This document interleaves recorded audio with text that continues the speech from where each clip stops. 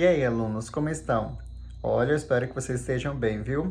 Nós estamos iniciando mais uma semana, um novo dia e, é claro, um novo conteúdo. Ou melhor, uma nova abordagem ou continuidade do nosso conteúdo. De qualquer forma, eu espero que você esteja atento a todos os detalhes possíveis que eu comento na nossa aula de hoje. Ela está impecável e eu tenho a certeza absoluta de que você irá aproveitar bastante todas as informações que eu destaco hoje.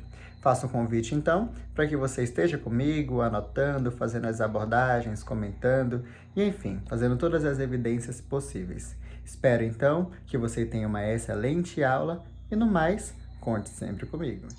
Então, turma, aqui estamos para mais uma aula de hoje. Na verdade, é uma continuação de tudo que nós estamos estudando.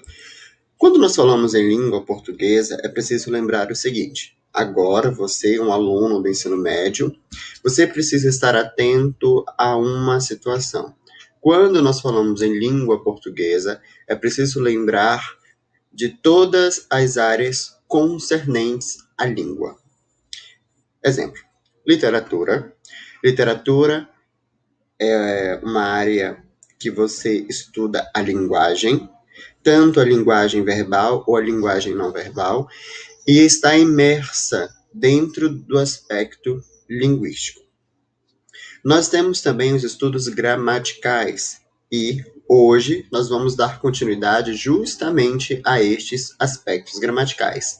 O estudo sobre redação, por exemplo, que tem a ver ali com o texto, a estrutura do texto, a importância de um texto, também está dentro do aspecto linguístico. Você talvez pode até pensar, mas então por que que eu tenho redação como uma disciplina à parte? E eu vou te responder. Para o melhor aproveitamento da nossa língua, a língua que nós falamos. É interessante nós pensarmos assim, porque quando nós falamos em língua portuguesa, é preciso lembrar de cada aspecto desse. Você pode parar e pensar o seguinte: mas eu estudo língua portuguesa para quê? E é uma pergunta totalmente compreensível. Afinal, você é falante da língua portuguesa. Mas, quando nós falamos a língua portuguesa, você precisa lembrar que nós estudamos a língua portuguesa do aspecto gramatical, voltado às regras. Então, uma situação é diferente. Você fala a língua, você escreve a língua. A forma como você fala é diferente da forma como você escreve. Dentro da escrita, existem propriedades linguísticas, gramaticais, ortográficas que você deve respeitar. Na fala, isso não é levado em consideração. Naturalmente, você não monitora a sua fala. Vamos imaginar o seguinte: em uma conversa com seus amigos, uma conversa totalmente informal, você solta um problema sem querer e você não percebe. O que isso significa? Que você não monitorou a sua língua não monitorou a sua fala naquele momento. Quando você escreve um texto, você não vai escrever problema, você vai escrever problema. E isso significa que no aspecto da escrita, você então monitorou a sua escrita. Aí nós já temos uma evidência que você fala diferentemente do que você escreve. E vice-versa. Ou quando você vai à padaria e pede, por exemplo, pães. Você chega com o padeiro, enfim, com a pessoa que está vendendo pão, e você fala, por exemplo: fulano, me dê R$ 2 de pães. Ou às vezes você nem pluraliza.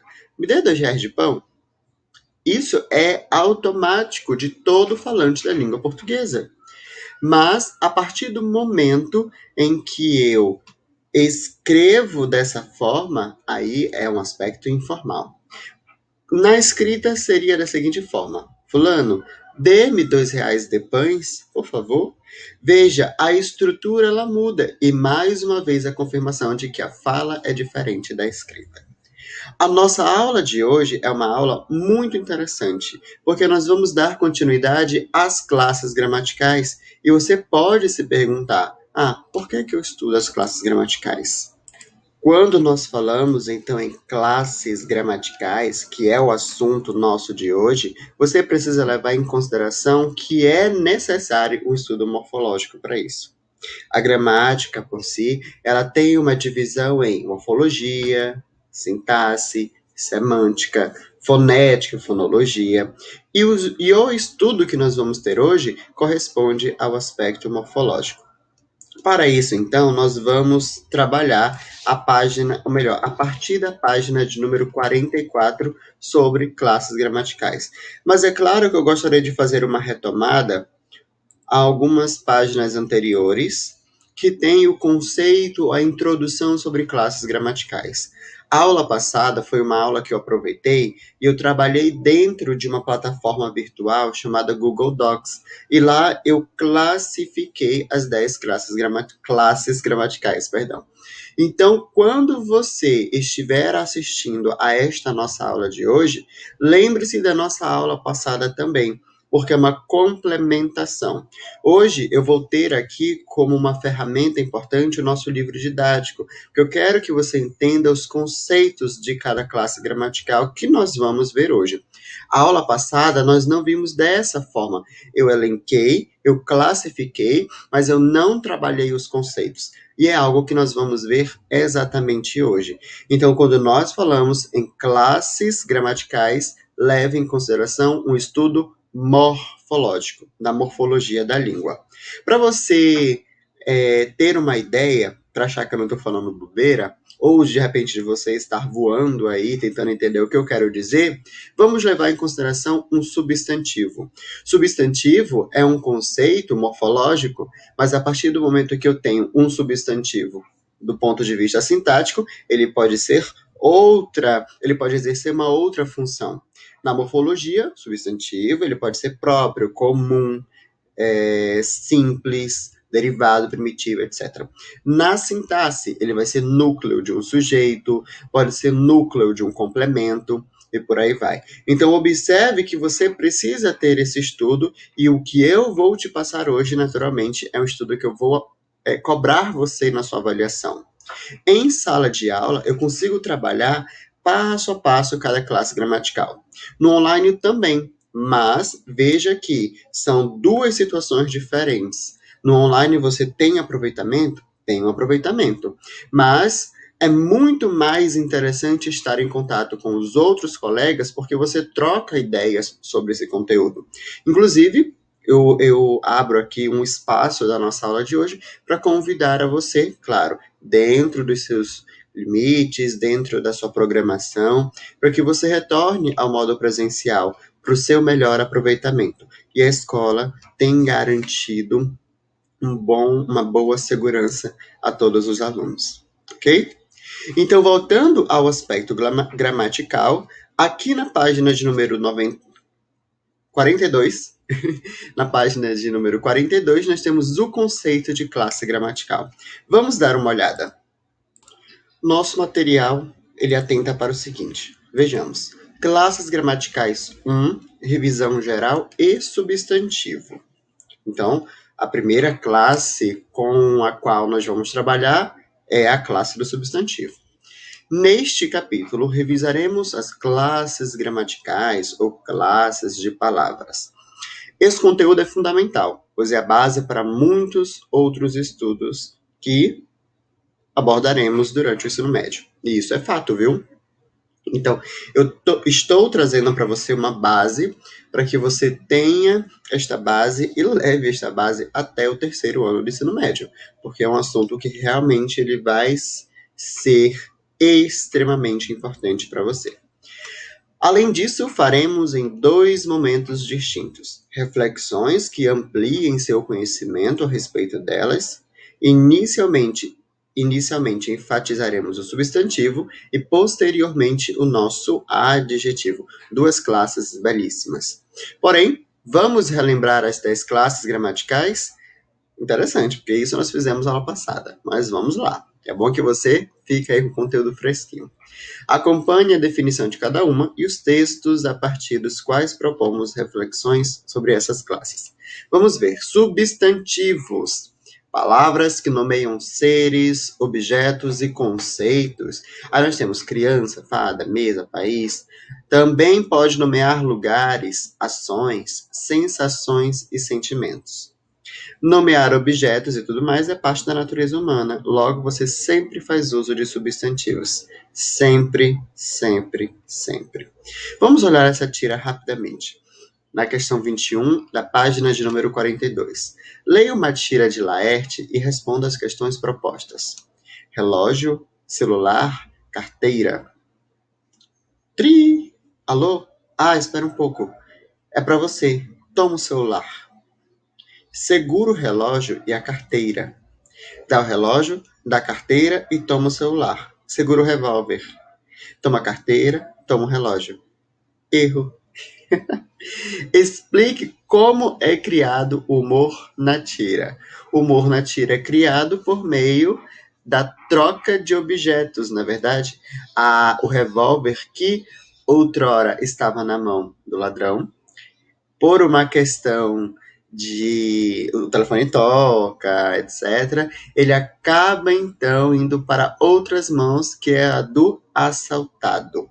E que, no final, ele passa a ser o assaltante, né? Na verdade, não ser o assaltante, mas como uma questão de segurança, ele então aponta a arma para o ladrão.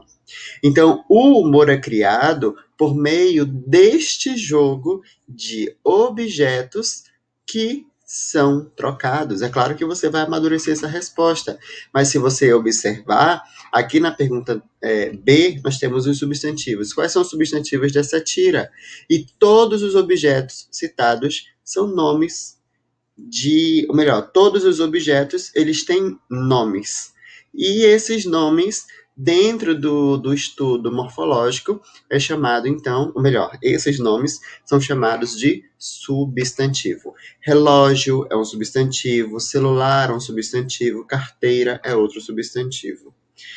Celular novamente, carteira, relógio, ok. Revólver é um substantivo, relógio, ok. Então, nós temos relógio, celular, carteira, revólver. Todas essas palavras são substantivos, porque dão nome justamente aos objetos, tá? Aos seres, mesmo que seja racional ou irracional. Muito interessante esse estudo, viu? Muito, muito interessante. Vamos ver a próxima página que o nosso material exalta. Nós temos aqui os adjetivos. Classe muito tranquila. Palavras que caracterizam substantivos, atribuindo-lhes uma qualidade ou um estado. Aí nós temos aqui a questão de número 22. Leia a tira a seguir observando o uso dos adjetivos. Aí nós temos lama. Olhe só esse barro gosmento, sujo, melado, grosso e molhado. Existe coisa melhor para atrair garotos? Nós vamos observar, é porque para mim a imagem ela parece um pouco distorcida, né? Na verdade não distorcida, mas ela parece um pouco tremida. Você que está com o livro deve acompanhar melhor. Aí nós temos as duas perguntas feitas sobre essa tira. Que características Calvin atribui ao barro? Gosmento, sujo, melado, grosso e molhado. Que, pela expressão dele, essas características são positivas ou negativas? Negativas. O humor da tira é obtido por uma quebra de expectativa no leitor. Explica essa afirmação. Porque ele fala do barro e imediatamente ele pergunta o quê? Se existe coisa melhor para atrair garotos. Não é? Essa foi a quebra. Em seguida, nós temos os nossos artigos, os artigos, que são palavras que antecedem os substantivos. O interessante sobre o estudo dos artigos é que eles determinam o gênero e o número, tá, do substantivo. O nosso material, ele diz que o artigo ele individualiza, tá, ou ele generaliza. É mais ou menos nesse sentido de determina ou indetermina, a depender do autor, na verdade, que compõe aí a referência gramática, melhor, a referência deste conteúdo. Nós temos o seguinte, por exemplo, aqui em minhas mãos eu tenho um carimbo. Eu sei que a palavra carimbo isolada, ela pertence a um gênero e é um gênero masculino. Eu posso comprovar. O carimbo. Gramaticalmente, nós temos então um artigo que determina o gênero do objeto ou do ser, seja racional ou seja irracional, perdão. Nesse mesmo sentido, quando eu digo determina, eu também posso individualizar. Eu digo que este carimbo, ele individualiza, tá? O conceito que o livro traz pra gente, ele é bem interessante, porque quando nós falamos em individualizar, é ter as características próprias. Embora este seja um objeto, e é um objeto, vamos colocar assim, como um objeto irracional, um objeto qualquer, carimbo é um objeto qualquer, né? Nós vamos observar então que mesmo ele sendo este objeto, ele é individualizado. Por exemplo, ele tem uma cor marrom, ele tem uma parte aqui que é de cor preta, ele tem, por exemplo, uma parte aqui em cima que tem o nome do professor, que é o meu nome, ele tem uma almofada aqui de tinta, ok? E o mais interessante disso, gente, é que se você levar em consideração essa questão de individualizar para as pessoas, você vai entender o seguinte, por exemplo, eu tenho a palavra Cláudia, é um substantivo próprio. A partir do momento que eu uso um artigo, a Cláudia chegou. Eu individualizei a Cláudia. E o interessante disso é que, ao mesmo tempo que eu individualizo, eu sei como são as características da Cláudia. E outra situação mais interessante, eu individualizo e eu posso determinar o gênero também. Por que que eu trago todas essas abordagens? As gramáticas, elas sempre se inovam. E este conceito de determinar o gênero, embora eu esteja trazendo hoje para vocês sobre isso, é uma abordagem que está em alta. Porque a partir do momento que eu falo que determina, significa que aquilo, pronto, e acabou.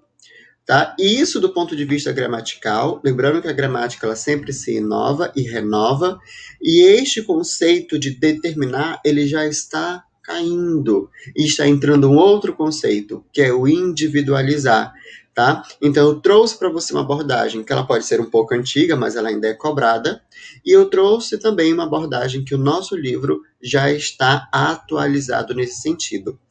Por que também que eu digo tudo isso? Porque o que está em alta é a questão do pronome, perdão, do gênero neutro, tá? Então, a língua portuguesa, embora apresente dois gêneros, um voltado para o masculino e um voltado para o feminino, mas já corresponde à neutralidade da língua.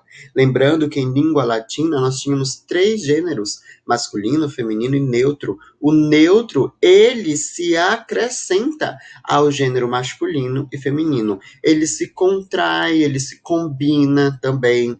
Por isso que ele vai individualizar aquela palavra específica. Então, se, por exemplo, as pessoas elas criam muitas problemáticas sobre o gênero neutro, mas esquecem que a língua, própria língua portuguesa, ela já possui uma neutralidade na língua. Por isso, então, o conceito do artigo individualizar determinado objeto ou determinado ser. Tá bom? Então, pensem isso e levem isso em consideração. Pode ser ou aparentar ser um estudo difícil? Pode, mas é uma questão de estar aberto a estes novos estudos, ok? Nós temos os artigos definidos, o, a, os, as, e os artigos indefinidos, uma, uns, umas, tá? Que são justamente os artigos que generalizam, ok? E aqui nós temos umas questões que vão te ajudar a entender melhor esse conteúdo. Eu vou passar porque a nossa aula de hoje é a partir da página de número 44. Eu resgatei o conceito de classe gramatical, citei novamente por conta do nosso livro as classes, as primeiras classes que devem ser trabalhadas, e agora nós vamos dar continuidade. Foi importante, muito importante eu ter trazido é aceitável, tá? É, na verdade, a forma correta, esse conteúdo com o objetivo de dar sempre continuidade ao nosso material. E aqui nós chegamos aos nossos pronomes, né? Os pronomes são palavras que acompanham ou que podem substituir os substantivos, ok? Os pronomes também são utilizados para indicar as pessoas do discurso, quem fala, com quem se fala e sobre o que ou quem se fala. Então nós temos um exemplo, vamos ver aqui. O corretivo é azul, ponto seguido. Ele é pequeno também.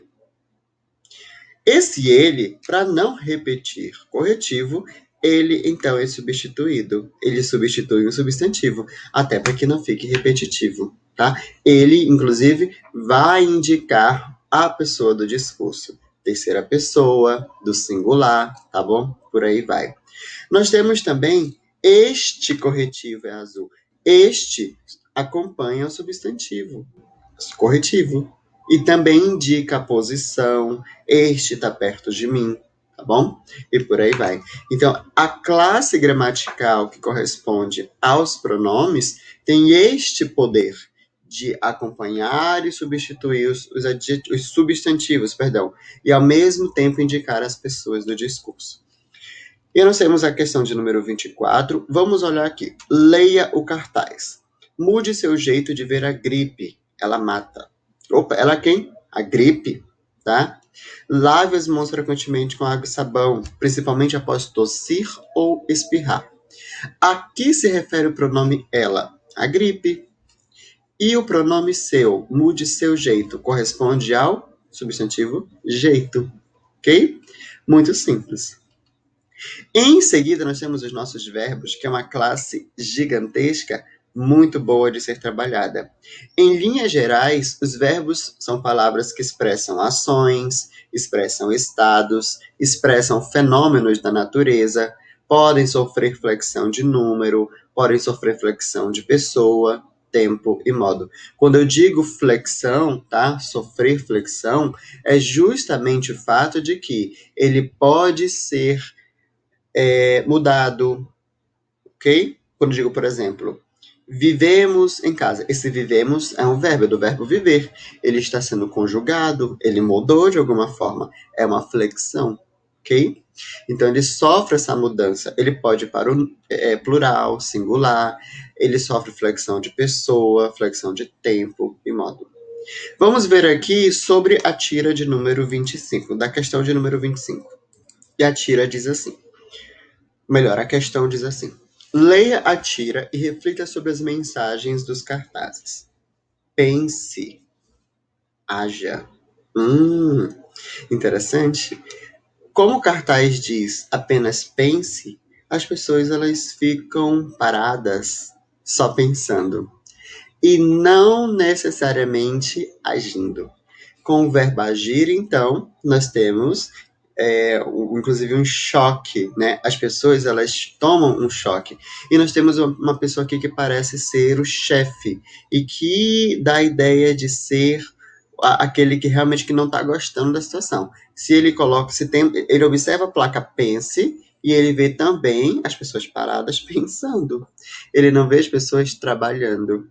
Até quando ele tem uma atitude de mudar a placa. Haja, para que as pessoas saiam daquilo que é monótono, tá? E aí nós temos a letra A. Por que o general... Opa, então o chefe é o general. Por que o general parece aborrecido no primeiro quadrinho? Acabei de dizer o motivo. E B, os verbos pensar e agir estão em que modo? Indicativo, subjuntivo ou imperativo? O que esse modo indica? Precisamos lembrar o seguinte: todos os verbos no modo indicativo indicam uma certeza daquilo que está sendo dito. Indica uma ação também. E eles podem representar o seguinte: eles podem representar uma situação positiva ou uma situação negativa. Se eu digo, não fui à feira, nós temos aí uma ação, ela foi negada, mas de alguma forma foi uma certeza. Negativa, mas foi, tá? E é preciso considerar o seguinte, que os verbos no modo subjuntivo indicam uma possibilidade, uma dúvida, tá? Então, se eu digo, talvez eu vá ao shopping, né? Aqui nós temos o nosso verbo ir, como vá, mas com uma possibilidade. Se eu fosse ao shopping, olha, fosse, tá? É uma impossibilidade. Ou, perdão, é uma possibilidade, tá? Os verbos do modo subjuntivo indicam possibilidade. Dúvida, incerteza, por aí vai.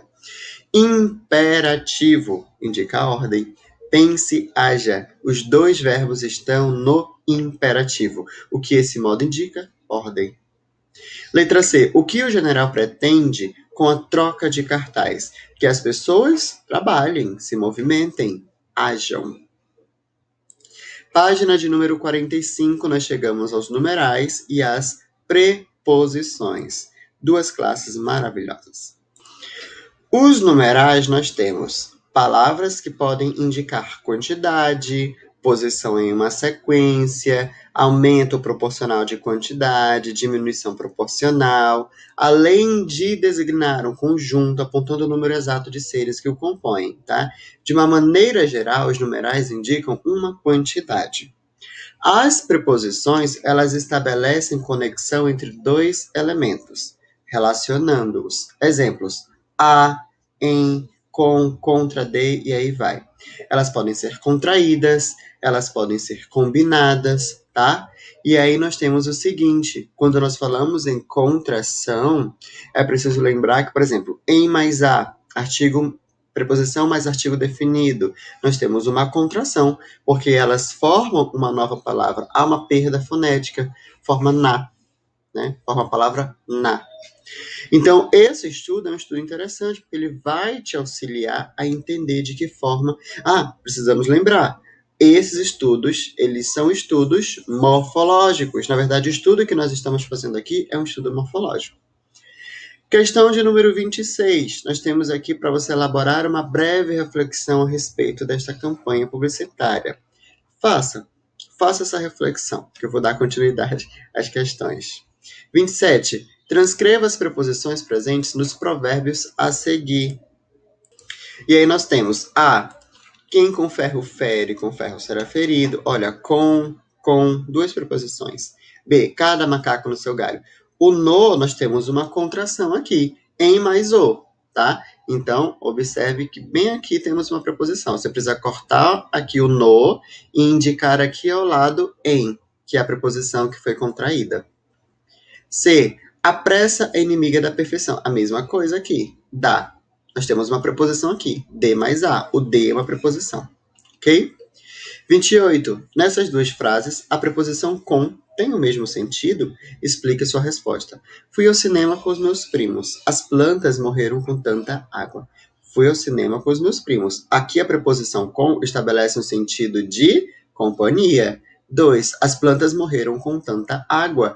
Aqui nós temos uma outra situação que não é mais de companhia, tá? É uma causa. Elas morreram, qual foi a causa? Em virtude da quantidade de água, ok? Página de número 46, nós temos aqui os advérbios, as conjunções. Os advérbios modificam verbos, adjetivos e outros advérbios. Podem indicar circunstâncias de modo, tempo, lugar, intensidade, causa, negação. As conjunções são palavras que ligam orações ou vocábulos de uma mesma oração, tá? Também são chamadas de conectivos. Aqui na 31, nós temos, leia este trecho da notícia, nós temos uma questão para você responder, assim como na questão 29, 30, aí temos a 31. Eu vou deixar que você faça, que eu quero que você pense sobre essas questões também, para que eu consiga aproveitar bem o nosso tempo. Na página de número 47, nós temos as nossas interjeições. É uma classe que nós não vamos trabalhar com tanta intensidade. Ela é importante, mas nós não vamos trabalhar com tanta intensidade, tá? Mas, de uma maneira geral, as interjeições são palavras que exprimem emoções, estados de espírito e sensações. Por exemplo, xiii, epa, uau, oba, são as interjeições. E as interjeições não têm função sintática, tá? E é mais um motivo para a gente pensar que é uma classe que nós não vamos trabalhar com tanta intensidade. Aqui nós temos o material para você responder algumas perguntas. Nós vamos trabalhar hoje até a página de número 48, tá? Até esta página aqui. Então, eu gostaria muito que você tentasse responder a estas questões aqui da página 48. Eu vou resgatar esse conteúdo, não se preocupe, mas eu quero ver que você tenta, tá? Embora eu sei que é muito desafiante esse modo virtual, mas eu quero que você faça um esforcinho, ok? Tente, porque esse exercício, ele é um complemento da nossa aula, tá? Tudo que eu trago para você, eu sempre penso e elaboro com muito carinho e planejo com muito carinho para que você tenha o conteúdo de maneira impecável, ok? Bem, turma, a nossa aula vai ser finalizada por aqui. Gostei muito da nossa aula, nós tivemos um bom contato. Vou aguardar a todos na nossa próxima aula. Fiquem todos com Deus, bons estudos. Dúvidas, me mandem mensagem no privado. Até breve. Tchau, tchau.